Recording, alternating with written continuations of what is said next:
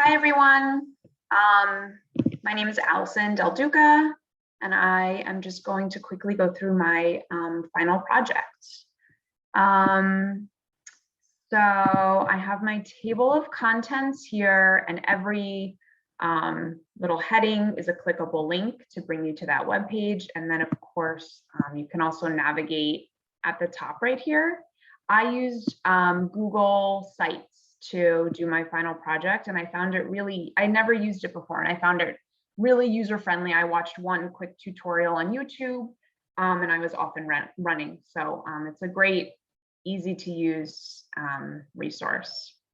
So I'm just gonna jump right in. So my definitions of assistive technology, I have that here for you. I have just some picture and bulleted examples of different types of assistive technology that a person could use. And then just a short little YouTube video explaining assistive technology at the bottom here. And then from my laws and legislation page, I simply just uploaded my timeline that I had previously made in the beginning of this course. Okay, so the 5 subjects I chose were cognitive assist devices, alternative communication systems, what every SLP must know, assistive technology related to dyslexia and reading difficulties. I chose to do this because a lot of the, especially middle school students that I currently work with have if not diagnosed dyslexia, definite reading difficulties. So I wanted to dive deeper into what I could find to help those students out. And then technology related to individuals with autism. So for every device or resource or method that I put, there's a clickable link for that. So I just gave a brief little description at the bottom, but then by clicking each link, you're either going to go to that, either that product, that product's website, or perhaps an article explaining how, you know, this product can be used to help people, or like a YouTube tutorial to how to use it or something like that. And again, you know, I try to include a mix of high tech and low tech devices so that there would be kind of a variety of things to go through. And again, you know, something like an Apple Watch definitely has more functions than, you know, the reminder or the timer feature that I'm highlighting. But I did kind of use it for that cognitive assist purpose. Okay, so I'm gonna go back to my table of contents. Okay, here we have our alternative communication systems. This is definitely one of the areas that I had more knowledge on coming into this, just because I'm in the field of speech pathology. So I just made a little graphic breaking down the types of alternative communication systems. And then again, we have, you know, high tech. We have, you know, these Proloquo, LAMP, and Touch Chat. I broke down those 3 apps. And then some lower tech systems as well. I also included sign because it's considered an unaided form of communication. And then we have an eye gaze system at the bottom.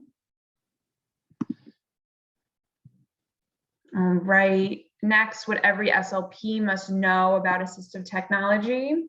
I tried to, again, include a variety of things here, high tech, low tech.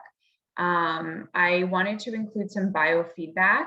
So this, just for example, this Tuvalu I used to get kids to either speak louder or quieter. It's just a super simple biofeedback system. I included some nice apps that can help for even just initiating sound. Some switches down here to get some cause and effect going, and a Z-Vibe, which is a tool that can be used for sound production. Okay. Next is the reading difficulties, dyslexia tools. This was the one I was most excited about. I feel like now I really have like a good grasp on things like tangible items that I can really share with teachers and other people that I work with, and of course my students, to really help them. My favorites were definitely the Chrome extension. So WordQ is a good Chrome extension. We have Read and Write, and a lot of people in this class brought these to my attention during other assignments. Rewordify is one. So it's been so great kind of collecting these resources to then use next year for me. But yeah, there's a lot of really interesting resources that I found. And again, these are all clickable links. All right. And my last one was technology related to people with autism. And, you know, I feel like we all know that one person with autism is so different than another person with autism, and it just keeps going on and on. So these are things that might work for one person and not for another, but I tried to include a lot of different things. So visual schedules, Pictello is an app for creating social stories, flexible seating. We have some sensory fidgets that could help with attention or anxiety. An Apple AirTag is a great tool for safety purposes if someone has a wandering or an eloping behavior. General video models, some sensory calming apps, some kind of behavior management apps, AAC, just a general information about that. And then GoZen is a pretty cool online program that I found to help with kind of emotional regulation.